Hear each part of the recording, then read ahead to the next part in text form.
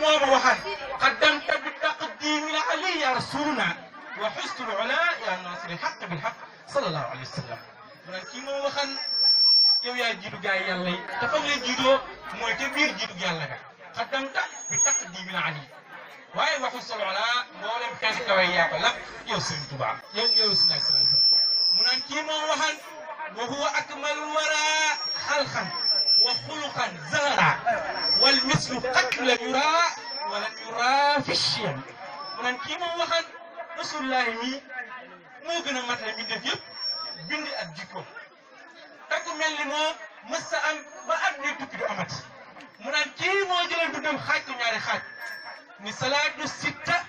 bi madaxi sitta taatihi ba tamaat saa sallallahu alayhi wa sallam mu naan kii moo waxan sama dund xaaj naa ko ñaar at mi juróom-benni weer yi dama la koy tagg yow rasulullah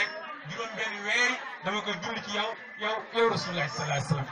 mu naan kii moo waxan ni sabata anna rabbana lam yurji fii ma mada wa abadan la yurji